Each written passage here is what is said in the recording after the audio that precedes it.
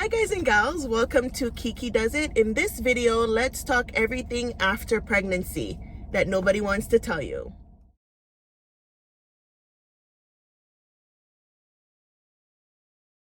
Hi guys, so in this video, I will be talking about what I remember after pregnancy. So after, and small disclaimer, like in the last video, we're drinking Starbucks, a strawberry drink from Starbucks that I tried. So she got some on her shirt because she kind of spit some back out, so please forgive her shirt looking all crazy. And she was eating cheese chips earlier, so she looks a bit crazy right now. And I don't want to change her because we're still drinking stuff and eating stuff in the car. So if I change her, she'll just mess up a new shirt for nothing. So please forgive my little cutesy poo for being a little dirty. So anyways, jumping into it. I could remember, and you know, I think I should give the disclaimer on this video as well. This video might come off a little bit more negative than positive, because I want to mention everything that people barely tells you, or people barely tell you, and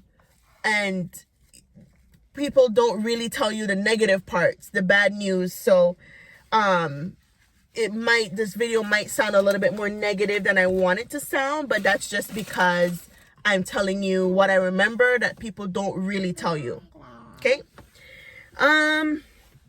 So after we came home, right after giving birth, so like maybe 3 days after, I swole up. Like my feet were swollen, my hands were swollen, my face was swollen, just puffy. Like I think I was retaining water or something. The doctor, the nurse that came to see Tajiri told me it's my body trying to find back its balance and the hormones and everything. So I was definitely swollen. It didn't hurt. Apart from your skin feeling tight, it didn't hurt. And it didn't last long. It was like, I think 2 days or something. So that was that. I was swollen. So I remember my pelvis floor being weak. I think it's still weak. It's just getting better. But one night I woke up. I was in such bad pain. It felt like how it felt when I was pushing. Like there was so much pressure in my pelvis. It felt like a bowling ball. Like bowling balls are just sitting on top of my pelvis. So the same pressure I felt when pushing. And it was so bad that it woke me up out of my sleep and I had to sit up in bed. And when I asked the doctor what it was, she said that sounds like I'm explaining the signs of my pelvis floor being weak. And it's common after pregnancy. Your body was holding a 7-pound baby for so long. So, they say you should do Kegels, hold your Kegels for couple seconds and do so many reps. So ask your doctor if you feel like a sharp pain when you sleep. Sometimes I didn't even want to go to bed because I just know it will hurt. And that I never heard of, that I didn't know until it happened to me. And I'm like, what the hell is this pain? Like, feels like, is there another baby trying to come out or what? Like, it was just so much pressure. So that was one thing I learned after having kids, after having my baby. I heard of this after I had her. We were having a girls' chat one evening, me and a couple moms that I know from my church. And somebody mentioned about diastases, something like that, where your ab muscles separate. And I think how it came up, we were talking, I think I mentioned that my core felt weak. And that's when someone mentioned that, oh, you might have whatever the name is. I'm like, what the hell's that? They're like, oh, it's when your ab muscle separate. And one of my friend told me how to check for it. You lay down on your back like you're about to do an abdominal, and you lift up like you're about to do an abdominal, and you will feel a separation in your stomach. And when I did it and felt my like it was a big gap in my muscle in my stomach. That was terrifying. I'm like, I immediately panicked. I'm like, is my guts gonna fall out? Like, what's happening? And I went to my doctor and she told me, I think she said it was like this wide, and that was the first time. And I think when I went back, it was starting to close, so it was like this wide. And she said, I heard if you do exercise, you could mess it up and it could actually go wider, or you could damage it, like, and it don't want to close. So that was terrifying. But my doctor say just keep doing your exercises, just don't do it crazy, don't go crazy, do light exercises and it will go back eventually. So that was what I experienced as well, and my ab muscles are still open. And I've never heard of that until I had my baby, and I would have never heard of it if I didn't mention that my core felt weird. Like, I thought it was normal for it to feel weird. Like, and even up to now, my core feels really weak. I feel like I'm constantly sucking in my stomach. Please.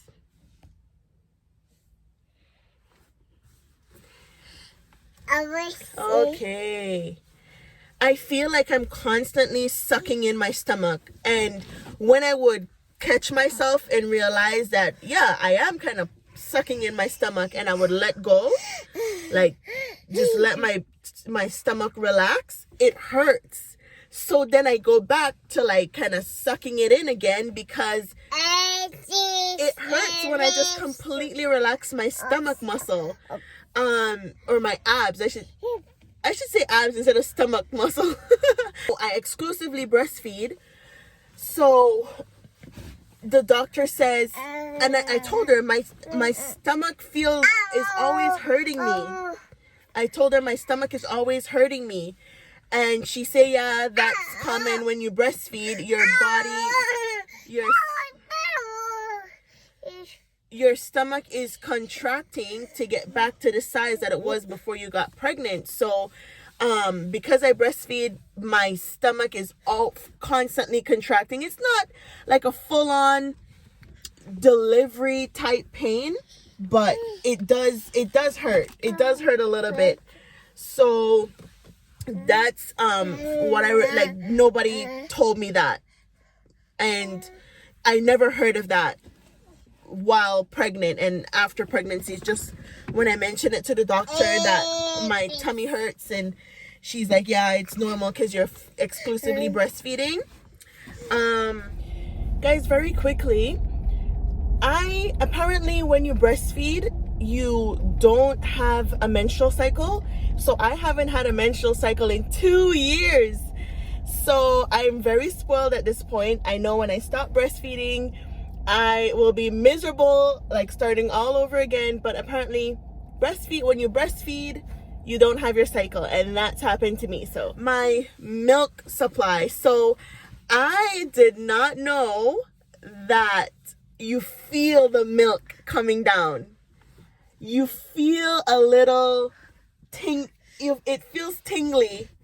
That's the best way I could put it. It doesn't hurt, but it's weird. It's a weird type of, okay, you're doing too much in my camera, mama.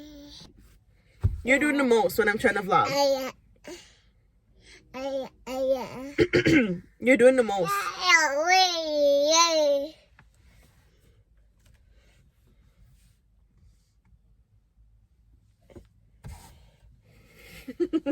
Is this my vlog or your vlog? Because you're doing the most. Okay, where was I? You could feel the milk coming down, and it's like a tingly feeling. And I didn't know, when one breast is milking, or like she's drinking one boob, the other one is leaking as well. So they both leak at the same time. I didn't know that. I thought that it would be whatever one she's drinking is the only one that's going to be, milk is going to be coming out of. No. Milk is spraying out of the other one. And when she was just born, Like they're so full and tender, and they hurt. The first time in a hospital, it feel like brick was on top of my chest. It hurt like hell. Just to put your arm down on the side of your boobs hurt like hell. It felt like needles were all over and like bricks were sitting on your chest. It hurt like crazy when your boobs are full and, you know, it's the milk, like you're not taking out the milk. That was brutal. And I didn't think that it would go away. I thought that it would have felt like that forever. I'm like, what the hell did I sign up for? This hurts. Like, I don't want to do this. But eventually it went away. Like, it was just for a few days. I think like a week or two. And my mom advised me to drink like warm milk and warm tea and stuff to help with the pain. And you put warm rag on your boobs and that kind of helps. So that was good to know. Your boobs, if they're full and if they're full and baby is not drinking, they just start spraying everywhere. So your boobies will just randomly start spraying milk. And they do it at the same time. Oh my gosh, that was a mess. At first, I was feeding her and pumping, and my doctor said, don't. You either pump or let her drink, because if I'm feeding her and pumping, my body is thinking that's how much the baby is eating. So I'm just going to be overproducing milk, and it could mess up my milk supply. Like I could go like low on milk because I'm pumping so much. So she just told me, don't pump, either feed her or pump. I can't do both. And she gave me some pills. So I had to take some pills to let my body like produce more milk until I could figure out what I was going to do. But I was recommended not to pump and feed her at the same time, because my body thinks that that's the baby eating that much, drinking that much milk. So that's it for milk supply. I have a mommy tummy now and have extra skin. And that was, I'm going to try to maybe cover it in my postpartum talk. That was hard. I've accepted it now. Anyways, I'll talk about that later. So my body changed after pregnancy. And your boobies, I went from a 34, I think I went from a 34 double D with padding, because padding helps push it up a little bit. I went from a 34 double D with padding to a 38 triple D no padding. Okay, so that's all tits, no push up. So my boobs have definitely like grown so much. And one thing, don't tell pregnant women, catch up on your sleep. Sleep now. Sleep as much as you could. You can't store sleep like squirrels store their nuts. Like, don't say that to a pregnant woman. That's ridiculous. Like, no, you can't catch up on sleep. People would tell me that. And you just feel like, oh my gosh, like, so I have to sleep more. No, because it doesn't matter how much you sleep. You can't store your sleep for later. Like, you just feel more guilty when you're actually not sleeping. You're like, why didn't I sleep more? You can't, like, it doesn't matter. So don't tell pregnant women that, please. Let's let that be a thing of 2020, because that's ridiculous to say. And babies, from what I heard, okay, your baby will sleep for about an hour to 2 hours every 3 hours. So I'm like, okay, that's not bad. How bad could that be? Every 3 hours, I know I could go do something for about an hour to 2 hours. And that was false. Kudos to the baby that does, but my baby didn't. Like, the maximum she would sleep when she was really tired, I would say, was like half an hour. And it wasn't like every 2-3 hours. It was random. And then a lot of people say, sleep while baby sleep. What kind of life will I have sleeping when she sleeps like maybe every other hour, or every other 4 or 5 hours and just sleep for like 20 minutes here, half an hour there, 10 minutes. No, that was random as hell. Like, sleep when baby sleeps? How? You tell me, you come show me how, and then I'll do it. It was crazy. Sleeping was crazy. So I don't think there's a proper way to prepare yourself for that. You're just gonna have to take it as it comes, but sleeping after is crazy. And then I've never heard of the witching hour until I went through it. The first night, she woke up just screaming on the top of her lungs. The first time she woke up around, I want to say around 2 in the morning, she was screaming at the top of her lungs. And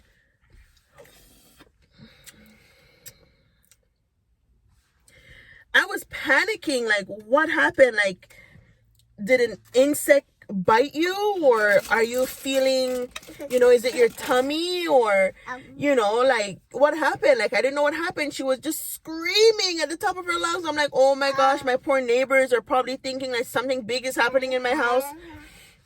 So the first time I gave her Tylenol and I just rock her to sleep. Eventually she got okay. The second time it happened, I'm like, what the hell is this? It was anywhere between 1 and 3 in the morning, a.m. I'm like, what the hell is this? Like, is it like, what, a insect coming around the same time or what? Like, I was freaking out, didn't know what was going on. Then the third night, then the fourth night. I'm like, you're waking up around the same time every single night, just crying. And the position that she used to like, that would calm her down to go back to bed, she liked this position. I could do it this way. And of course she was smaller, but she would like me to hold her by the chest here and like by the booty here and like just rock her like this. But of course she was a little 7-pound thing, so it was really easy to do that. She would like when I do her like that, and I had to rock her back to sleep. Or what she liked was, I want to say the lady is Anita Baker, the one that sang Caught Up in the Rapture of Love. That was her favorite song. So I would have to go outside and rock her and sing to her for her to go back to bed. But it wasn't until another girl's chat I was having, I'm like, every single night around 2, my daughter wakes up and she's just crying her heart out. And they're like, oh, the witching hour. After pregnancy, that's all I could really remember. So, one time I was in Walmart and it was around her time for her to eat. Oh, and also, whenever it's time for baby to eat, your milk starts to come down. So like your body figures out the pattern when your baby eats, and milk just start automatically coming down around the time when baby is supposed to eat. If you ever question like, oh, I wonder if my baby is hungry, your booby is gonna tell you. And I was in Walmart doing groceries and it was around time for her to eat, and my boobies started leaking. So I had two patch right here of water, of milk, just on my shirt. And I was walking, and this guy was just staring at my chest. I'm like, that's random. Like, nobody really stares at my chest. Like, nobody's that rude. And I'm like, what the hell? I looked down and like it was the funniest shit. My boobies were leaking, so I kind of had to put my hair over my boobies until I went home, because I didn't put like the nipple, the patch for your boobies for the milk to run into your boobies, the milk to run into your boobie. I forgot the patch, or didn't put the patch on that protects the milk or protects your. You don't know what I'm trying to say. I don't freaking know. Anyways, I forgot that home and my boob was leaking and people were watching me weird. So I put my hair over it until I went home.